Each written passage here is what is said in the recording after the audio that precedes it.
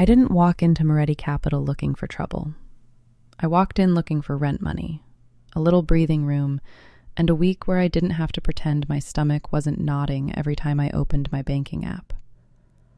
Chicago was cold enough to make your eyes water, and I rode the Blue Line downtown with a coffee I couldn't afford because warmth in my hands made me feel less breakable.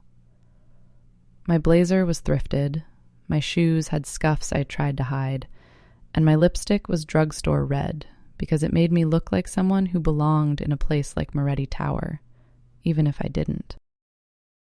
The lobby felt like money pretending to be art. Marble floors, a waterfall wall, and security guards who didn't smile because smiling is a kind of softness you don't offer in buildings like this. I gave my name at reception, Emily Carter, and tried to keep my voice steady. The receptionist's eyes flicked to my shoes and back to my face, and she handed me a visitor badge like it was a favor.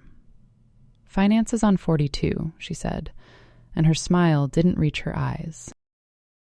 Upstairs, the hallway carpeting swallowed sound.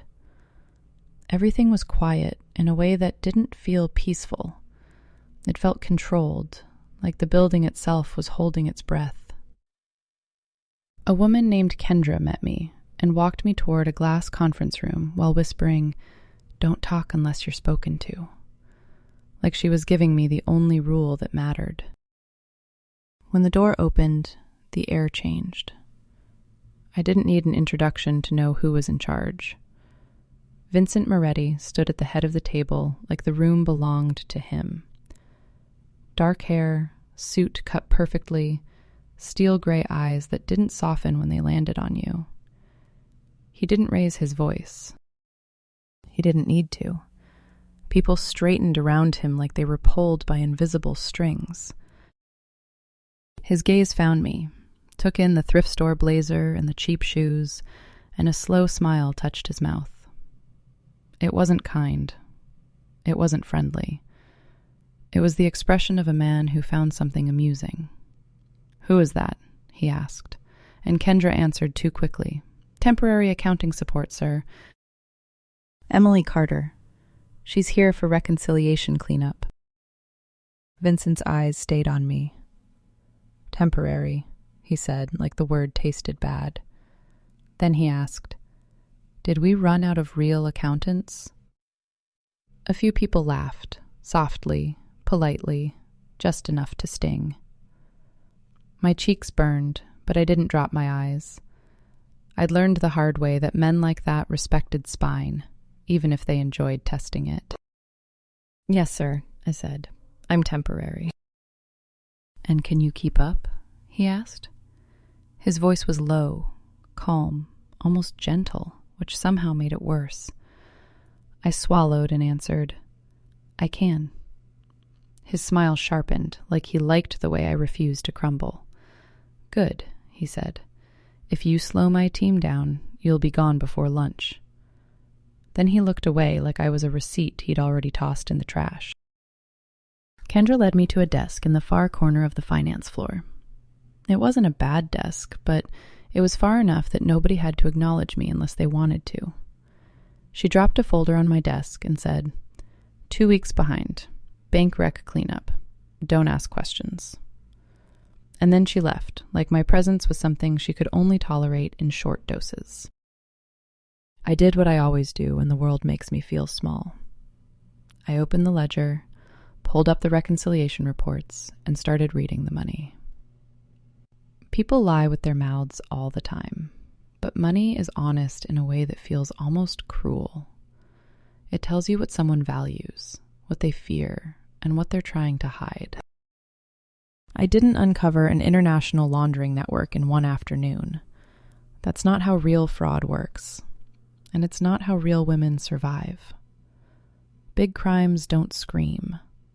They whisper. They sit in the boring stuff nobody wants to touch. Vague vendor names, recurring payments, thresholds that never quite trip alarms, approvals that always land in the right hands. The first thing that caught my attention wasn't the amount. It was the pattern. A monthly payment, always just under the internal approval threshold. Not once or twice. Every time. 12 times in a row. Nobody does that by accident.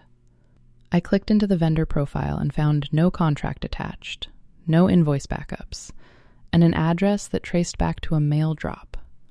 The vendor name was Black Harbor Consulting, which could have been anything and meant nothing, until I searched for it and found it scattered across multiple cost categories: security consulting, legal retainers, property renovations. Different labels, same pattern, same perfect threshold behavior. And the approver line kept coming back to the same name: L. Moretti. Luca. I'd heard the name in the break room, not loudly, not directly. Luca was the charming one. Luca was the public face. Luca smiled for donors and cameras, the kind of man people called warm because they didn't want to admit how dangerous warmth could be when it was worn like a mask. Still, I didn't accuse anyone in my head. I don't do that. Suspicion is cheap. Proof is expensive. Proof is what keeps you alive. The proof didn't come from my brilliance. It came from someone else's carelessness. Near the end of day 2, I walked past the printer and saw a thick folder sitting on the tray, unlabeled by owner and clearly forgotten. The title page read, Q4 Vendor Exceptions. Review. My pulse jumped at the word exceptions. Someone had flagged these transactions. Someone had tried to push back. Someone had printed the evidence and then left it where anyone could see. I stood there a moment too long, listening to the quiet hum of the office. Nobody was around. No one was watching. And I told myself the truth. If it was sensitive, it shouldn't have been left out. If it was left out, either someone was sloppy or someone wanted it found. Neither option was comforting. I picked it up anyway and carried it back to my desk like I belonged. My hands didn't shake. My stomach did. Inside were flagged transactions, Black Harbor again. And this time, the folder had what the system view didn't. Email printouts, approval chains, handwritten notes. A line at the top of one page that made my blood feel cold. Hold. Luca said stop pushing this. I stared at those words like they might rearrange themselves. They didn't. Then I found an internal authorization form, the kind used for special releases. 2 signatures. 1 line for Luca, 1 line for Vincent. Vincent Moretti. Except the signature under Vincent's name looked off. It was confident, bold, with a flourish that felt performative. I couldn't explain it at first. It just felt like someone had practiced being him. So I slowed down. I didn't rush to drama. I did what accountants do. I cross-referenced. I searched internal archives for documents Vincent had signed, closing letters, corporate filings, real estate approvals. It took me days. Quiet days. Invisible days. Days where I didn't eat lunch because my appetite was trapped behind anxiety. Days where I heard Vincent's voice in my head. If you slow my team down, you'll be gone before lunch. And wondered what happened to people who sped up his downfall. On day 5, I finally found a clean copy of Vincent's real signature. It wasn't ornate. It was efficient. A sharp V, a clean finish, no wasted motion. Like a man who didn't waste time on pretty lines. When I put it next to the authorization form signature, the difference was obvious. The forged one had extra curves, forced confidence, a flourish that didn't belong. That's the thing about signatures. They're muscle memory, and muscle memory is hard to fake without leaving a fingerprint. My hands went cold as the story snapped into focus. this wasn't just someone stealing. This was someone building a paper trail. One that didn't point to Luca. One that pointed to Vincent. A frame.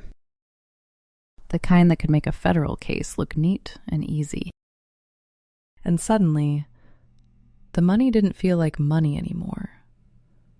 It felt like a weapon. I told myself to stay quiet. That was the safest choice.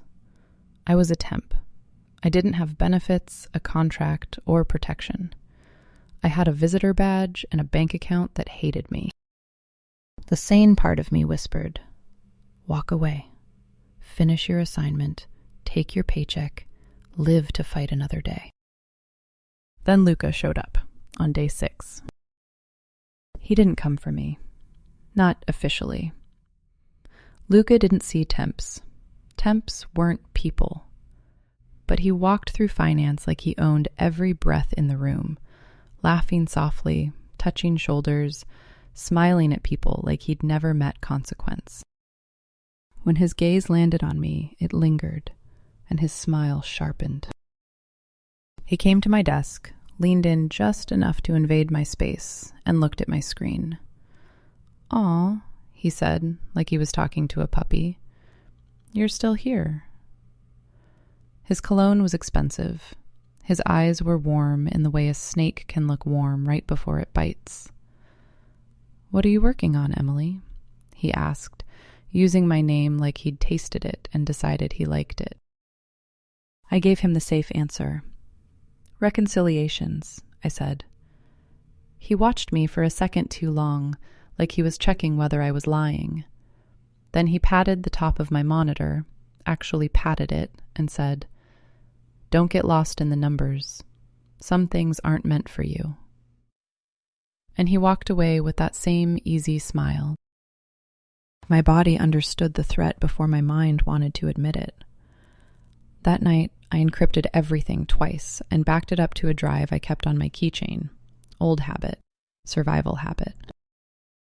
On day 7, I did the thing I'd been avoiding. I tried to go through proper channels. I requested a meeting with the finance director and showed him the pattern, the missing contracts, the forged signature comparison. His face drained of color fast, and he said immediately, "You can't take this to Vincent." The speed of his fear told me something I didn't want to know. Either he was complicit, or he was terrified enough to act complicit. In places like this, the difference doesn't matter much.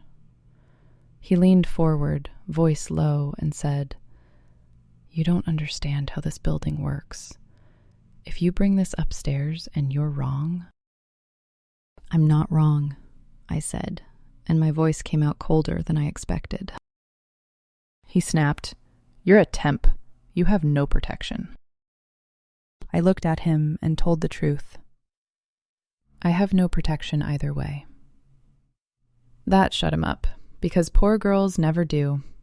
We live without safety nets. We just pick our disasters. I left his office knowing he would stall. He would bury it. He would whisper to the wrong person that the temp was getting curious. So I needed one more thing. The piece Luca couldn't charm away. The piece that would turn a room.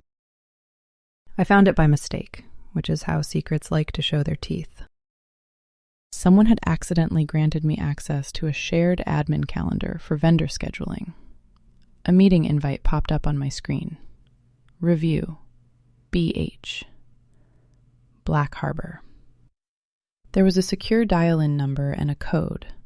The participant list included Luca and one external identifier that wasn't a vendor contact. The naming convention was federal. Not obvious, not stupid. But I'd done compliance cleanup work in healthcare before this job, and I recognized the structure the way you recognize a smell that once meant danger. I didn't join the call. I'm not reckless. I don't play spy. But I screenshot it. I printed it. I saved it as proof that Luca was communicating externally about Black Harbor in a way that didn't align with vendor management. Now I had numbers, a forged signature, and a meeting trail. Enough. That night, I waited near the private elevator. My heart pounded hard enough to make my ribs ache. Vincent came out with 2 men in black, speaking low in Italian. His security detail noticed me instantly. Bodies shifted. Hands moved subtly toward jackets. Vincent lifted one hand. They stopped. His steel-gray gaze landed on me like a weight. "Lost?" he asked. "No," I said, and my mouth was dry. "I need to talk to you." He didn't move. He didn't blink. "About what?" I held up my folder. "Your money," I said, "and your brother." The hallway went silent. Vincent stepped closer, slow, controlled, like gravity had a personality. His eyes dropped to the folder and returned to my face. "You're brave," he said softly, and it didn't sound like praise. It sounded like diagnosis. "Or stupid," I whispered. His mouth curved. "Those are cousins," he said. Then he turned and motioned me into the elevator. The ride up felt like a confession. Quiet, smooth, too intimate. My heartbeat sounded loud in my own ears. He led me to a glass-walled conference room on a private floor, city lights behind him like he was standing on top of the world. He gestured once. "Show me." So I did. I laid out the threshold pattern, the missing contracts, the mail drop address, the exceptions folder note, the authorization forms, the signature comparison. Then the calendar invite and the secure dial-in. Vincent watched without interrupting. He listened with the stillness of a man who didn't need to rush because he controlled what came next. When I pulled up the signature comparison, his jaw tightened. The room felt colder. "You're sure?" he said. "Yes," I whispered. It took a week. I didn't want to be wrong. Vincent stared at the screen for a long moment. Then he looked at me, and I felt the shift. The moment he stopped seeing me as a temp and started seeing me as something else. Something useful, and therefore dangerous. He turned toward the door. "Marco?" A man appeared, like he'd been waiting there the whole time. "Yes, boss." "Bring Luca," Vincent said. "Bring finance leadership, legal, compliance." My stomach dropped.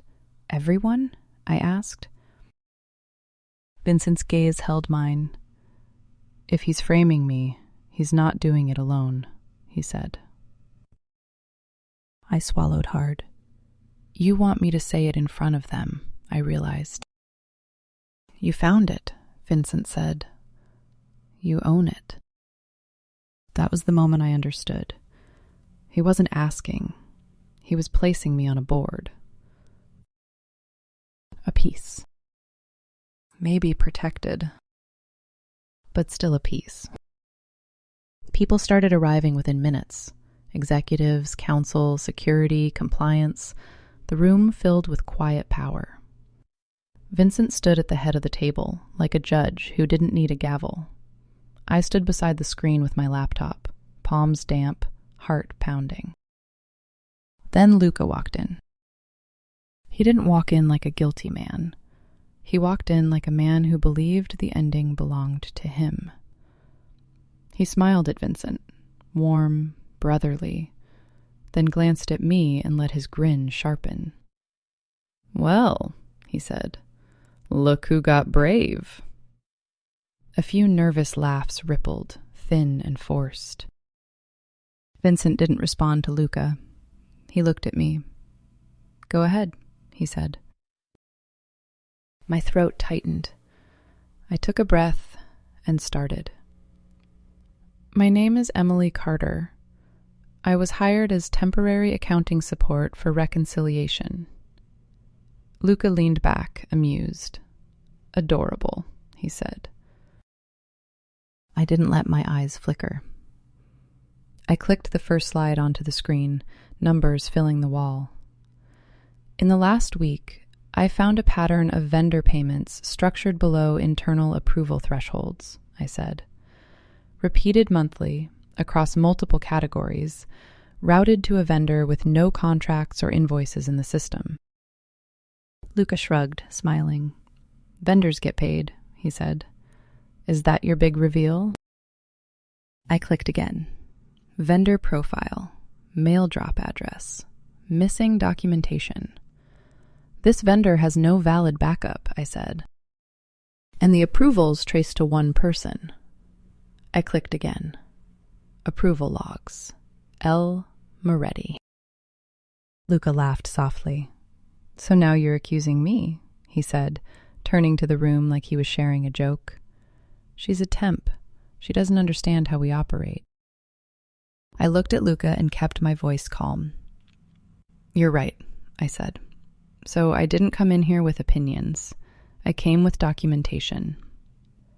I pulled up the exceptions folder note, the one that said, hold. Luca said stop pushing this. Luca's smile didn't break. Fake, he said instantly. Anyone can write that. I agree, I said. That's why it's not my main proof. Then I clicked to the signature comparison. The room changed. People leaned forward. Faces tightened. Because forgery isn't an accounting problem. It's a betrayal problem. Luca's smile thinned. This is ridiculous, he said. You're doing signature analysis like some true crime podcast. I kept going. I zoomed in. I showed the flourish that didn't belong. I showed Vincent's real signature from closing documents. This authorization form uses Vincent's name to approve releases to Black Harbor, I said. But the signature isn't his. It's a forgery. Luca leaned forward, eyes sharper now. Even if it was, he said, voice smooth, what does it prove? That someone scribbled wrong? You're embarrassing yourself. Vincent's voice cut through the room, quiet and deadly. Answer her, he said. Luca turned to Vincent, smile returning, like he could re-charm his way back into safety. Brother, he said warmly, tell them this is over. You're really letting a girl in cheap heels lecture your executives? The insult hit me, but I didn't flinch. Because Luca was doing what arrogant men do when they feel cornered. He was trying to make the room laugh so he could escape. Vincent didn't laugh. He looked at me. Show them the call, he said. My hands trembled as I clicked to the calendar invite. The secure bridge. The BH review meeting. Luca's eyes flashed, quick and angry. Then he laughed too loud. That proves nothing, he said. Black Harbor is a vendor. Vendors have calls. Yes, I said. They do. Then I clicked to the compliance registry for that dial bridge. Not vendor, government secure. The compliance officer's face drained. A hush fell over the room. Luca's smile froze. It was a small moment. But it was the moment he realized he couldn't talk his way out anymore. Luca's gaze snapped to Vincent. He tried to turn it again. This is nonsense, he said, voice rising slightly. You're letting a temp run a circus. Vincent didn't blink. Did you forge my signature? He asked. Luca's face shifted. He tried denial. Of course he did. That's insane, he said. You're really going to believe her over me? Vincent didn't argue. He nodded once at Marco. Marco slid a thick file onto the table. Stamped. official looking in a way that made my stomach drop. Luca stared at it like it had teeth. Marco opened it and slid a document forward. A cooperation agreement. Clean legal language, Luca's name and signature on the page. Luca's real signature. A date. A promise. Freedom in exchange for information. The room stopped breathing. Luca stared at the paper, and the mask cracked in a way that wasn't dramatic. It was ugly, human, panic. He laughed, but the laugh sounded thin. "Okay," he said too brightly. "Okay." Vincent's voice stayed quiet. "You were careful," he said to Luca. "But you weren't smarter than her." Luca's eyes cut to me, pure hatred, like he wanted to erase me from existence. Then he looked back at Vincent, jaw tight, charm finally failing. "You weren't supposed to get that," he hissed. "Tell them," Vincent said softly. "Tell them what you were doing." Luca tried one more time. He straightened his tie, smiled like he could put the mask back on, and said to the room, "My brother is paranoid. You all know that." No one laughed. No one moved. His smile collapsed. He exhaled hard. Then he said it, not like a theatrical confession, but like surrender. "Fine," Luca said. "Yes, I made a deal."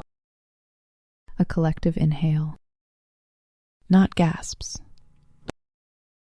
Not screaming. Just the sound of people realizing the ground had shifted. Luca looked at Vincent, eyes dark. "I was tired," he said. "Tired of living under your shadow. Tired of cleaning up the mess while you play king." Vincent didn't react.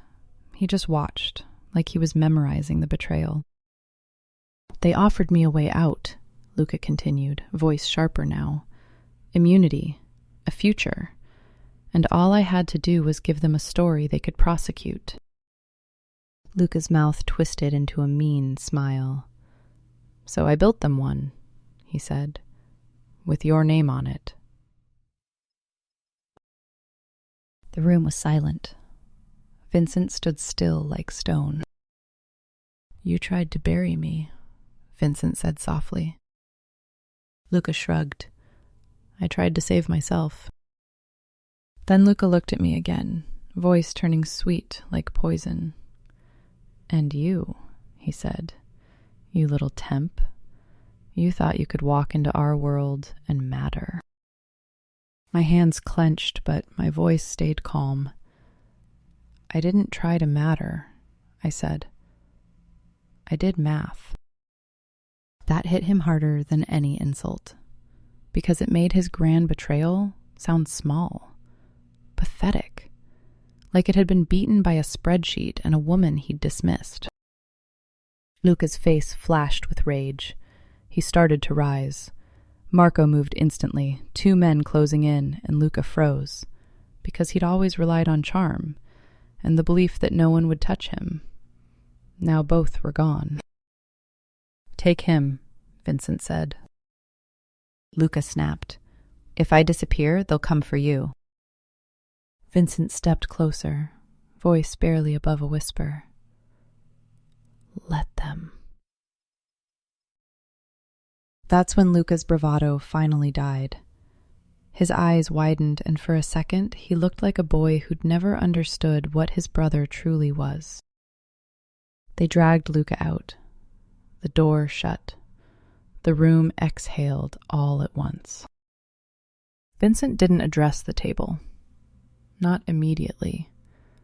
He looked at me, and the strangest thing happened. The mockery was gone. The amusement was gone.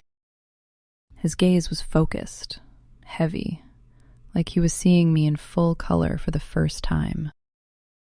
He walked toward me until he was close enough that only I could hear him. "You did good," he said. My throat tightened. "I'm scared," I admitted, because the truth came out easier after you'd survived telling a bigger one. "I know," he said, "and you still stood." He glanced down at my scuffed shoes, then back up, and there was a shift in his expression that felt almost like respect. "I mocked you," he said quietly, "because it was easier than admitting you made me curious." My heart stumbled. That was the dangerous part. Not Luca's hatred, not the room.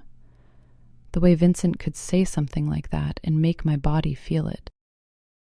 "What happens now?" I asked softly. Vincent's gaze held mine. "Now you don't go home alone," he said. "This wasn't just accounting. This was betrayal. And betrayal has fallout." He lifted a hand. Marco appeared instantly. "Make sure she's covered," Vincent said. Marco nodded. Vincent looked back at me. "You came here for rent money," he said. "I'm going to give you more than that." Heat rose up my neck, a mix of shame and relief that made my eyes sting. "And in return?" I asked. Vincent's mouth curved, not a smile exactly, more like a promise. "The truth," he said. "Your eyes, your spine." Then he leaned in slightly, voice low. "And your loyalty." My stomach flipped because loyalty in his world wasn't a workplace expectation. It was a chain. "I don't belong here," I whispered. "No," Vincent said. "You don't." My heart sank, until he continued. "But you're here anyway, and I don't let go of things that matter." I couldn't tell if that was protection or possession. Maybe both. And that's when I understood. I hadn't just exposed Luca. I'd exposed myself. A poor girl with sharp instincts and a brain that noticed patterns. A temp who walked into a room full of wolves and spoke. And now I wasn't invisible anymore. Not to Luca's allies, not to the feds circling, and definitely not to Vincent Moretti. Being seen in a world like this is the most dangerous thing that can happen to a woman.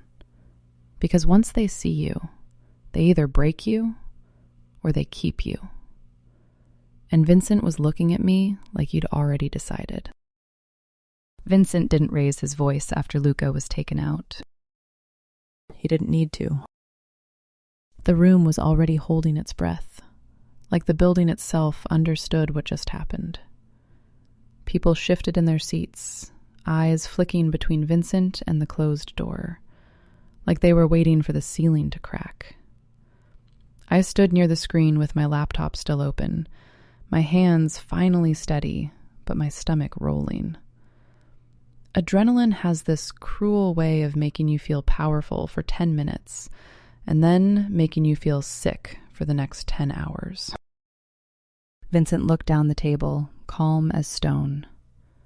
"Legal stays," he said. "Compliance stays. Finance leadership stays. Everyone else leaves." No argument, no hesitation. Chairs scraped. People filed out like they were grateful to still have legs to walk with. When the last door clicked shut, the room got smaller. The quiet got heavier. Vincent finally turned to me again. His gaze was focused, almost clinical, like he was assessing an injury. "Are you hurt?" he asked. It took me a second to realize he meant emotionally, too. I shook my head. "No," I said, and the lie came out automatically because I've been trained by life to say I'm fine, even when my lungs feel like they're full of broken glass. Vincent watched me, like he could hear the parts of me that didn't speak. "You're shaking," he said. I looked down and realized my fingers were wrapped so tight around the edge of my laptop that my knuckles had gone white. I forced them to loosen. It's just a lot, I admitted. It's not over, Vincent replied, and his tone wasn't dramatic. It was factual. Luca didn't do this alone, and the moment the word cooperation exists on paper, there are two threats you have to take seriously: the government and the people who don't want the government anywhere near them. A compliance officer across the table swallowed hard. If he signed a cooperation agreement, they'll move, she said quietly. Vincent nodded. They'll move when they think they can win. One of the lawyers cleared his throat. We need to assume subpoenas and search warrants could be imminent, he said.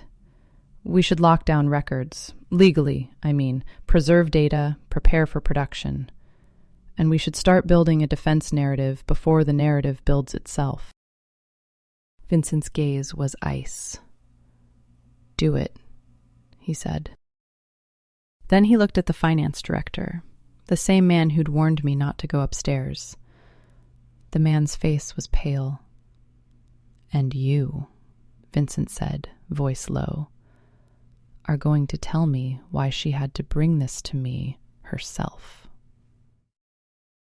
The finance director opened his mouth, then closed it, then tried again.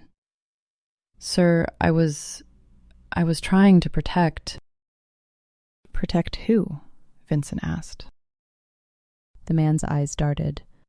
The company. Vincent held his gaze. No, he said softly. You were protecting yourself. The room went even quieter. I felt heat crawl up my neck because I knew what was coming. The finance director was going to get crushed between Vincent's need for control and Luca's poisonous shadow. And I was the one who had forced that pressure point. Vincent didn't shout. He didn't slam anything. He just spoke with that calm that made people do what he wanted. You're suspended, he said. Marco will escort you. If you've been paid by Luca, I'll know.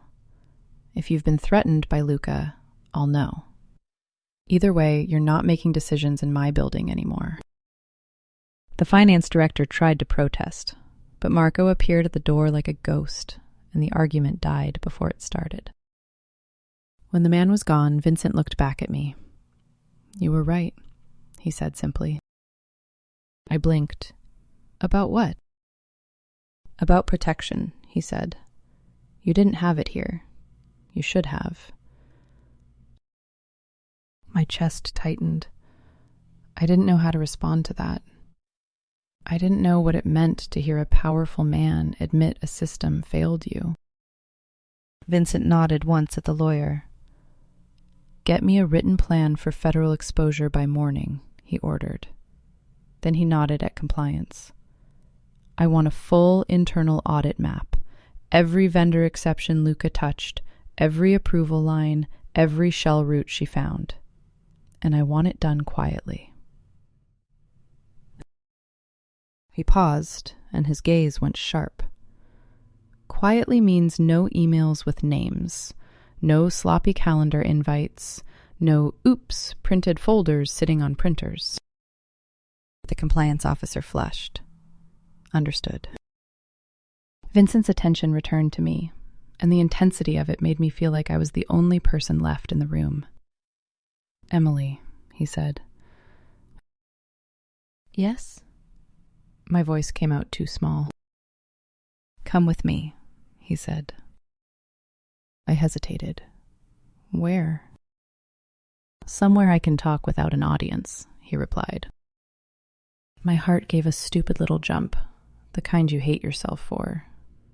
Not because the situation was romantic, God, it wasn't, but because Vincent Moretti's attention felt like gravity.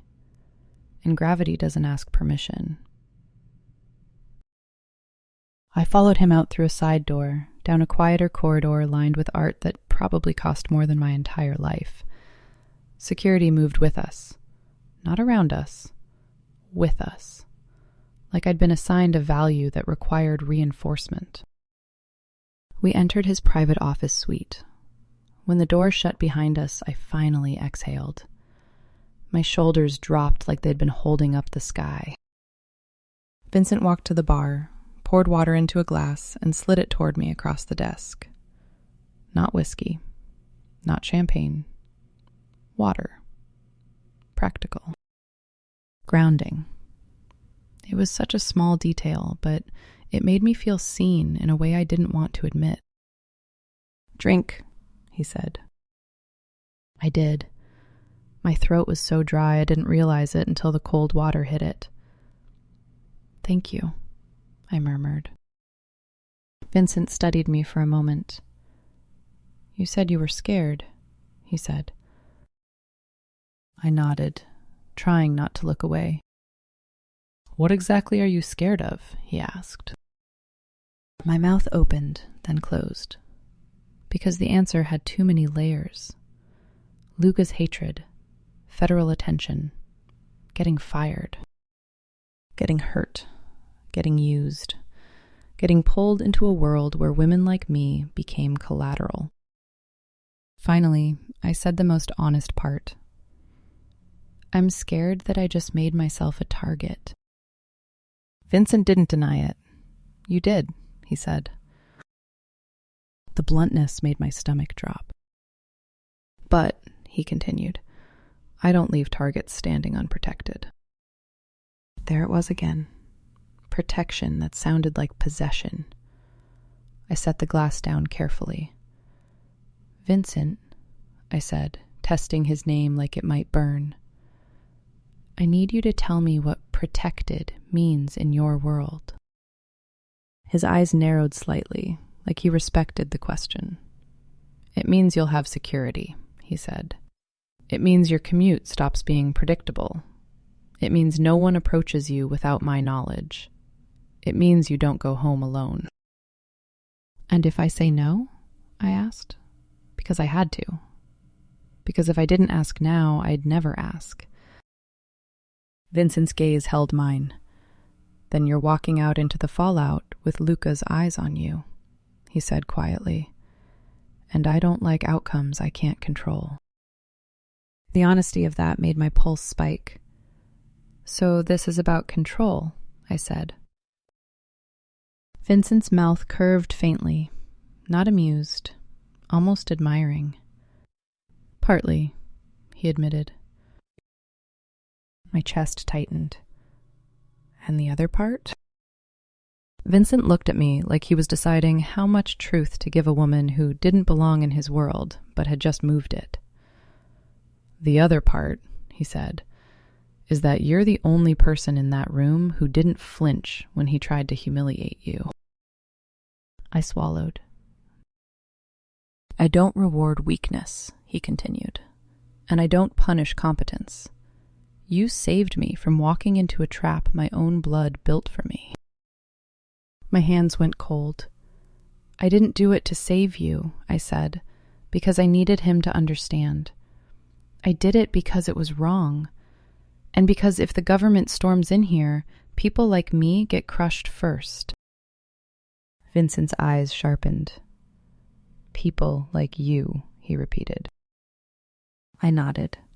"The disposable ones. Temps, assistants, anyone without a name that matters." Vincent stared at me for a long moment, and when he spoke, his voice was lower. "You're not disposable to me anymore," he said. The words hit like a punch to the chest. I hated the way my body reacted, how warmth flickered under my skin, how part of me wanted to believe him, how another part of me screamed that believing a man like Vincent was the first step to getting hurt. I forced myself to stay anchored. "What happens to Luca?" I asked. Vincent's face didn't change. "Luca is contained," he said. Contained wasn't a normal word in a normal family. My stomach turned. "You're going to..." Vincent cut me off with a look. "You don't want details," he said. I swallowed. No, I whispered, and I meant it. Vincent leaned back slightly, watching me. You have a choice, he said. You can go back to being a temp and pretend none of this happened. He paused. Or you can work for me, properly. With resources, with a salary that doesn't make you panic when rent is due. My face heated. I didn't ask you to fix my life, I said. Vincent's gaze stayed steady. You didn't ask, he said. But you walked into my building with a hunger in your eyes that wasn't just ambition. It was need. I flinched because it was true. Need is an ugly thing when it's exposed. Vincent continued, quieter. I pay people to be loyal. I pay people to be smart. I pay people to see what others miss. His eyes held mine. You're all three. My heart pounded. And the cost? I asked. Vincent's mouth curved again. Always the right question, he murmured. The cost is that you don't lie to me. You don't hide things from me. And you don't take meetings you don't tell me about. My skin prickled. That sounds like a leash, I said. Vincent didn't deny it. It sounds like safety, he replied. In my world, they're often the same thing. I stared at him. I didn't want to be owned. I didn't want to be protected like property. But I also didn't want to be brave and dead. I need to go home, I said finally, because I needed something normal to hold on to. I need clothes. I need a shower. And I need to know my apartment isn't being watched. Vincent stood, and the movement felt like a decision. You're not going home alone, he said. And you're not going home in a way anyone can predict. I let out a breath that shook. Okay, I said, and it tasted like surrender. Vincent's gaze softened just a fraction. Good, he said. Then, like he couldn't help himself, he added, And Emily? Yes? I'm not doing this to scare you, he said quietly. I almost laughed. That's unfortunate because it's working. For the first time, something that looked like real amusement flickered in his eyes. Fair, he said. And then he turned toward the door and gave an order in a tone that was pure command. Marco, we move her. The words shouldn't have made my pulse jump the way they did. But they did. Because being moved by Vincent Moretti meant the world had changed around me. And it had. They didn't take me straight to my apartment. They took me the long way, through streets I didn't recognize, looping through traffic like we were trying to confuse someone who might be following. I sat in the back of a black SUV with tinted windows, clutching my bag in my lap like it contained my entire identity. A woman sat in the front passenger seat. Security, but not the stereotypical bulky guy. She had a neat bun, sharp eyes, and the kind of calm that told you she'd handled worse than city traffic. I'm Nadia, she said over her shoulder. I'm with you tonight. Emily, I answered, and it felt strange to say my own name, like I belonged in this car. Nadia nodded once, like names were just data points. Do you have anyone at home? She asked. Just me, I said. Then, because it mattered, and a neighbor who borrows sugar. Nadia's mouth twitched faintly. Good, she said. Less risk. I stared out the window, watching Chicago lights blur. Is this really necessary? I asked. I mean, Luca's gone. Nadia didn't look back. Luca isn't the only problem, she said. And gone doesn't mean done. My stomach sank. So you think he has people, I said. Nadia's silence was answer enough. We stopped at a small building in a nicer neighborhood than mine.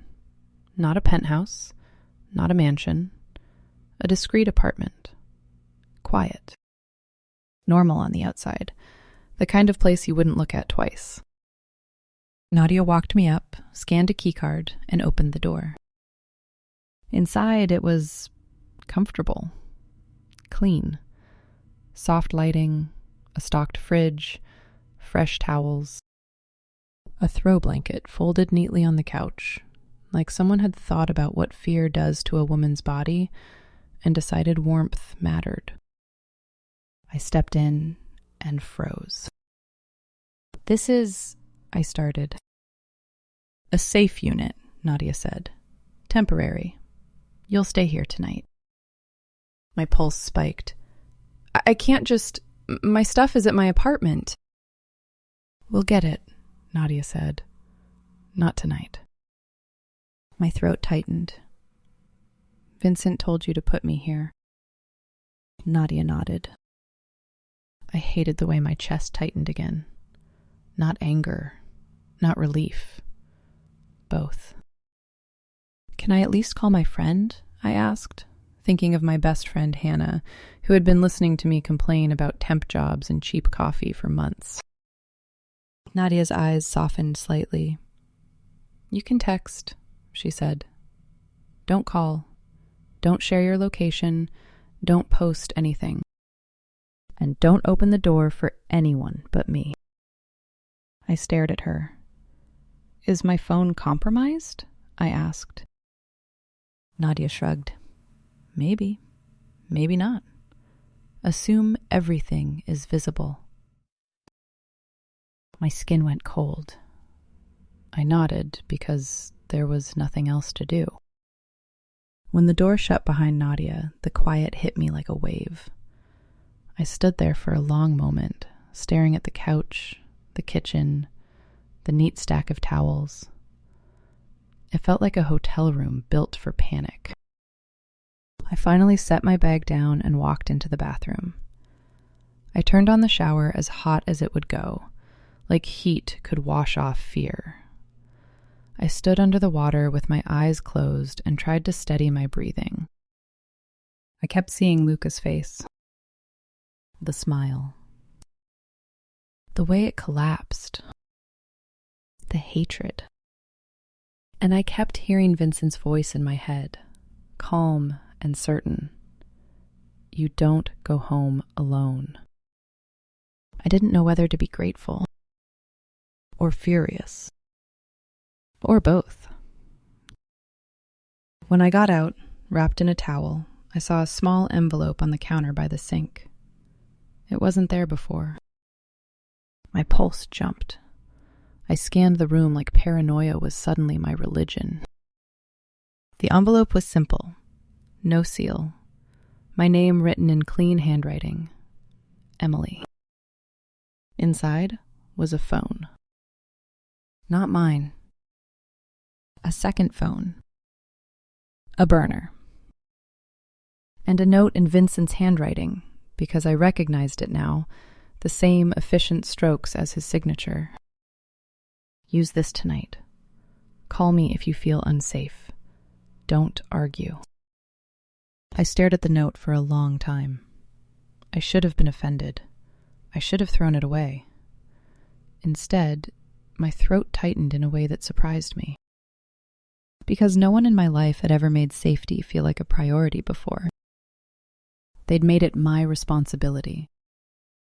Always my responsibility.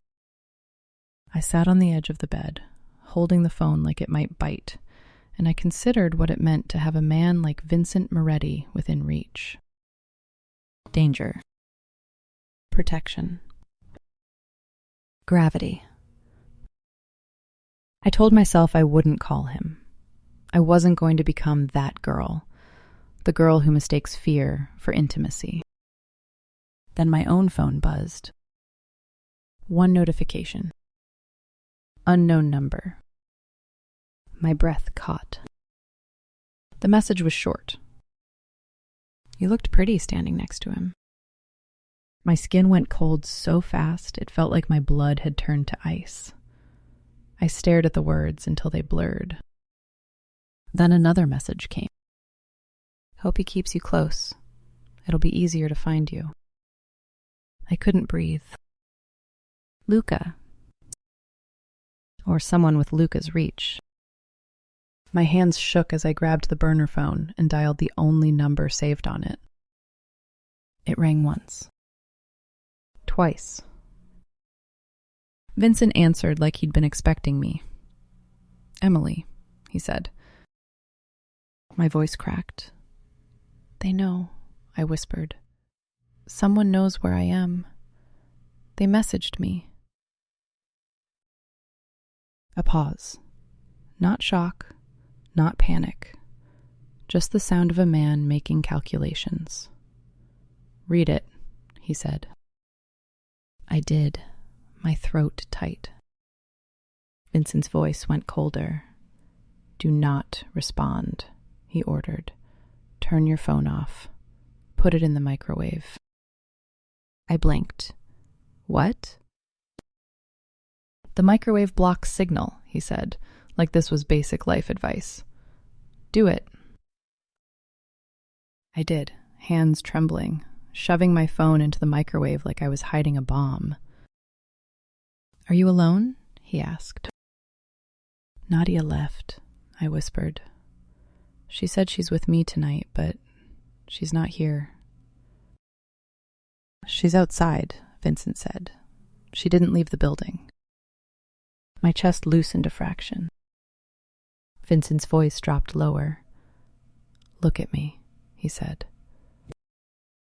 I froze. You're not here.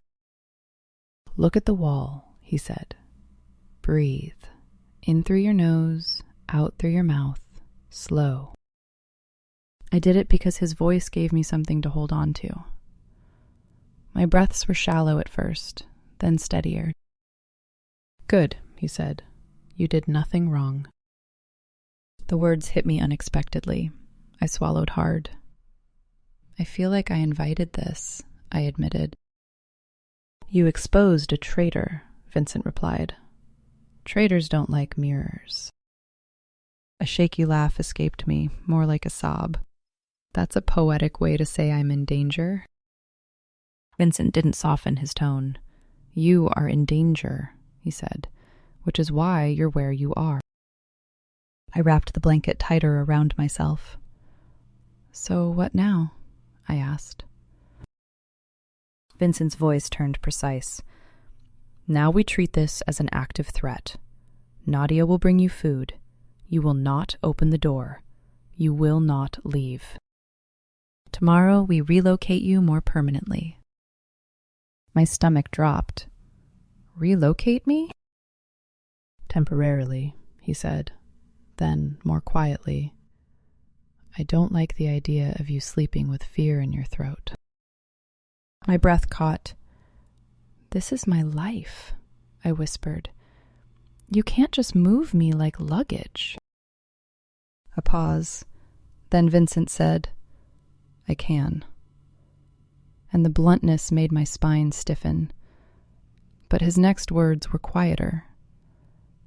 I won't do it without your consent. Not if you tell me no. But if you tell me no, you need to understand the risk you're choosing. There it was again. Choice that wasn't really a choice. A door with a cliff behind it. I closed my eyes. Why do you care? I asked, and I hated how personal it sounded. Vincent's silence stretched just long enough to make my heart pound. Then he said, because you stood in front of everyone and spoke. Because you didn't beg. And because when I looked at you, I saw someone who has been surviving alone for too long. My throat tightened. That's not an answer, I whispered. It's the truth, he replied. Truth. The currency he kept asking from me, like it was the only thing he respected. I took a breath. Okay, I said softly. Tell Nadia to stay close, and I'll do what you say tonight. Vincent's voice lowered. Good, he said. Sleep, Emily. I don't think I can, I admitted. Vincent's tone softened just a fraction. Then don't force it, he said. Just rest. I'll handle the rest. I should have been annoyed. I should have pushed back. Instead, my eyes stung, and I whispered, Okay. When the call ended, the room felt quieter than before. But the fear had shape now. It wasn't a nameless monster. It was a message. A threat. A reminder. And it made one thing painfully clear. Luca might have been dragged out of the conference room, but Luca's shadow was still in the building, still in the city, still reaching for me. The next morning, Nadia brought coffee and a bag of breakfast sandwiches like she'd done this 1,000 times. No one followed, she said, and her eyes were scanning the room even while she spoke, checking corners, windows, locks. I forced myself to eat because my body felt hollow. Do you think it was Luca texting? I asked. Nadia shrugged. Could be him, she said. Could be one of his people trying to scare you. Either way, it's a test. A test for what? I asked. Nadia's gaze met mine. For whether you panic, she said. For whether you run back to your apartment. For whether you tell a friend. For whether you do something predictable. My stomach tightened. And if I do? Nadia's mouth went flat. Then they get closer. I swallowed hard. Around noon, Vincent called again. We're moving you, he said. To where? I asked. A place with more control, he replied. I exhaled shakily. You keep saying control like it's a good thing. It's not good, he said. It's necessary. Nadia drove me, and I realized quickly we weren't going to a hotel or another apartment. We drove out toward the edge of the city, toward a quiet neighborhood with older trees and wide streets, a brownstone building with security that didn't advertise itself, a private elevator, a unit that looked like it belonged to someone who valued quiet and privacy, not someone showing off. Vincent was waiting inside. He wasn't in a suit. He wore dark jeans and a charcoal sweater, and somehow that made him look more dangerous, not less. Like he didn't need the armor of corporate clothing to feel powerful. He watched me step in. You okay? He asked. I nodded, even though I wasn't. You moved me fast, I said, trying to sound like I had any control left. Vincent's gaze held mine. That's the point, he said. Speed removes options for the people trying to hurt you. I set my bag down and looked around. Is this your place? I asked. One of them, he replied. My stomach flipped. So I'm living in one of your places now. Vincent didn't pretend otherwise. For now, he said. I crossed my arms. This feels like I'm being kept. Vincent stepped closer, slow. You are being kept safe, he corrected. And if I want to leave? I asked, because I needed to ask. Vincent's gaze sharpened. Then I'll let you, he said. And I'll still put security on you because I won't let my mistake become your funeral. The bluntness made my throat tighten. Your mistake? I echoed. Vincent's jaw tightened. I underestimated my brother, he said. And I underestimated what he'd do when cornered. That made you a target. I stared at him, and something inside me softened despite my anger. Not because he was gentle, because he was honest. So what now? I asked. Vincent gestured toward a dining table where folders were stacked neatly. Now you work, he said. I blinked. Work? Vincent's eyes held mine. You wanted logic, he said. You wanted your choices to mean something. Then make them mean something. He pulled out a folder and slid it toward me. We're going to audit Luca's trail, he said. Quietly, legally, clean. I'm not letting the government write my story. My pulse jumped. You want me to keep digging, I realized. Vincent nodded. You have the eyes, he said, and you're not compromised by years of loyalty and fear like my staff. I swallowed. So I'm your... what? Your private auditor? Vincent's mouth curved faintly.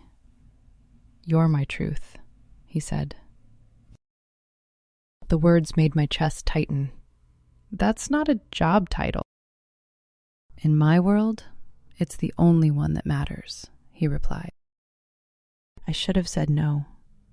I should have demanded my old life back, demanded boundaries, demanded my apartment and my freedom. But the truth was, my old life was already cracked, and Luca's people were already knocking at the edges. So I sat down at the table, opened the folder, and started working. For hours. Vendor records. Approvals. Email logs. Calendar artifacts. Anything that showed intent. And the deeper I went, the clearer it became. Luca hadn't just been stealing. He'd been building leverage.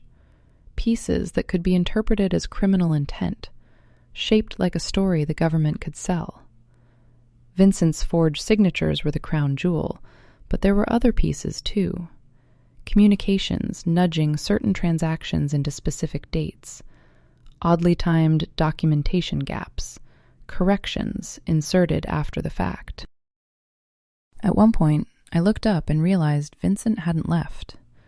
He was across the room, on the phone in Italian, voice low, sharp, controlled.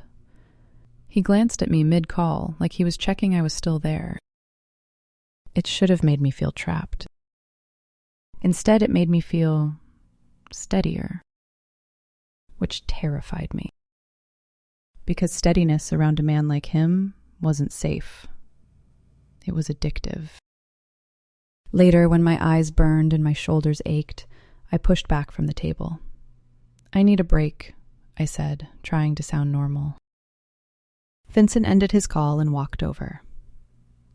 Eat, he said, placing a plate in front of me like he'd planned it. Pasta, salad, something warm. Not lavish, just thoughtful.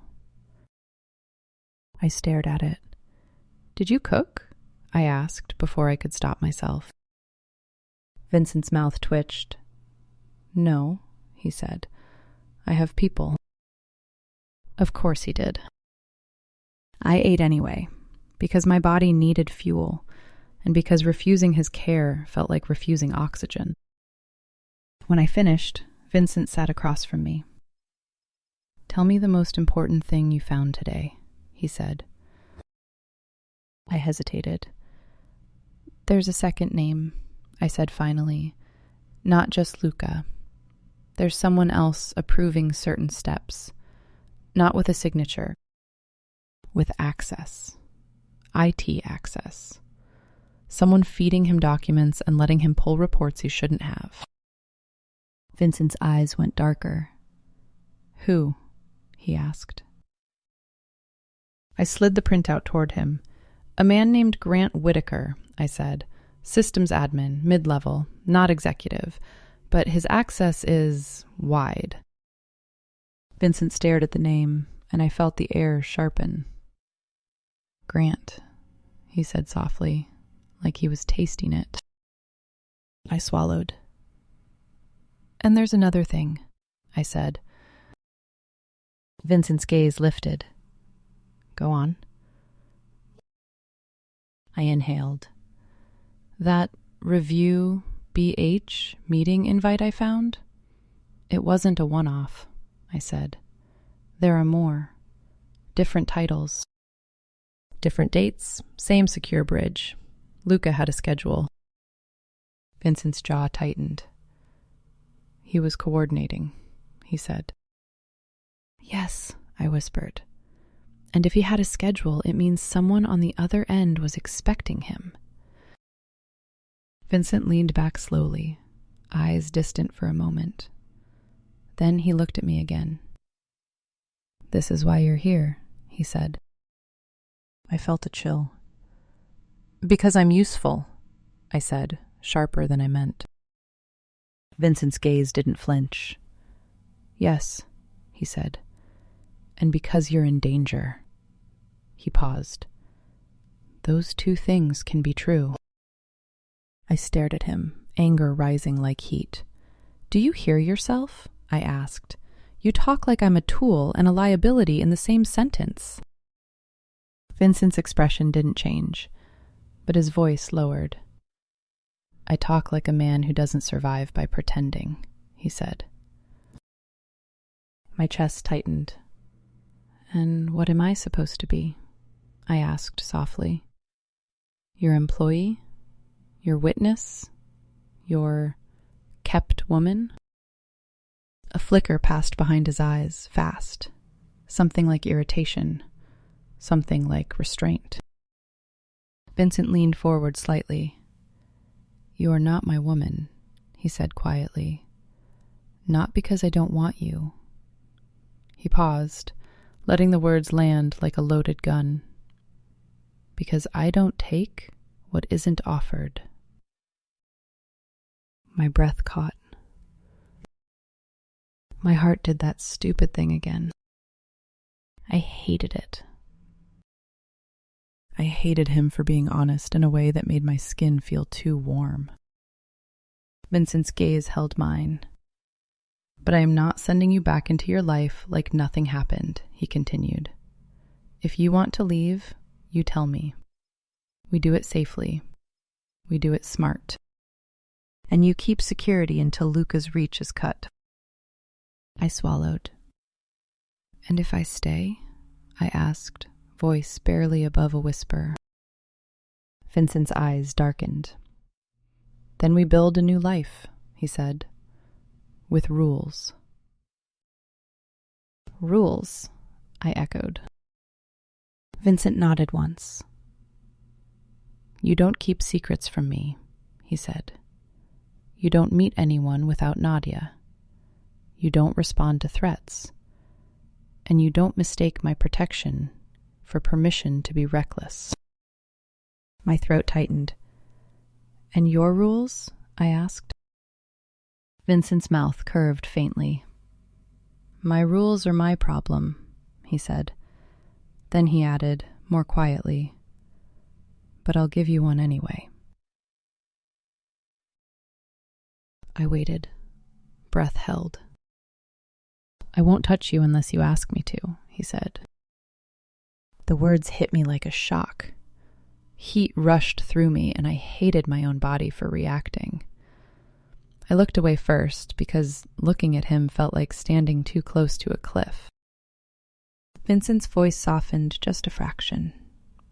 Emily, he said, you can hate how this feels. You can resent me. You can fight me. But you can't pretend you didn't change something. I swallowed hard. I changed your life, I said. Vincent's gaze stayed on me.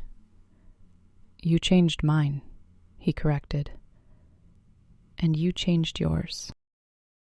Silence stretched between us, heavy and intimate, in a way that scared me. Finally, I stood. I need sleep, I said. Vincent nodded. Nadia will show you the room, he said. I hesitated at the doorway, then looked back. Vincent, I said. Yes? If Luca's people come for me, I whispered, I don't want anyone hurt because of me. Vincent's eyes went cold. Anyone who comes for you, he said softly, is making a choice. The way he said it made my spine chill. And still, part of me felt safer. That was the terrifying truth I didn't want to admit to myself. Safety shouldn't feel like this. It shouldn't feel like standing too close to a man who could ruin the world with a phone call. But it did. And that meant something was already happening inside me. Something I didn't know how to stop. I didn't sleep much. I drifted. I woke. I listened to the quiet of the building and the softer quiet of having someone outside the door who would notice if it opened. In the early hours, I heard footsteps in the hallway and froze, heart pounding, until I recognized Nadia's voice murmuring into a radio. Morning came with a message. Not on my phone, in the microwave. On the burner. Unknown number. One sentence. He can't protect you forever. I stared at it until my eyes burned. Then another message came. You think he'll choose you over blood? My stomach twisted. They weren't just threatening me. They were planting doubt. They were trying to isolate me from Vincent, make me question the only shield I had. I walked into the kitchen and found Vincent already there, coffee in hand, looking like he hadn't slept either. He saw my face and didn't ask questions. He held out his hand. Phone, he said. I gave it to him. He read the messages. His jaw tightened. Good, he said. Good? I echoed, incredulous. Vincent looked at me. It means they're nervous, he said. It means we're close. I swallowed. Close to what? Vincent's eyes sharpened. Close to cutting the head off the reach, he said. He handed the phone back. We're moving today, he said. My pulse spiked. Again? Vincent nodded. They found a way to reach you here, he said, which means the leak isn't just Luca. It's inside my perimeter. The thought made my skin crawl. So someone in your world is feeding them, I said. Vincent's gaze was cold. Yes, he replied. And we're going to find out who. He stepped closer, lowering his voice. I want you beside me today, he said. My heart stumbled. Why? Vincent's eyes held mine. Because they don't expect you, he said. They expect me. They expect my men. They expect my lawyers. His gaze sharpened. They don't expect the temp in cheap heels to still be standing. Heat rose in my chest. Anger, pride, fear, all twisted together. And what am I supposed to do? I asked. Vincent's mouth curved faintly. What you always do, he said. You watch, you listen, you find the pattern. My throat tightened. You keep turning my survival into a skill, I whispered. Vincent's eyes softened, just barely. Because it is, he said. Then he paused, voice lowering into something quieter. And because I don't want you to think you're only valuable when you're afraid. That hit me hard. My breath caught.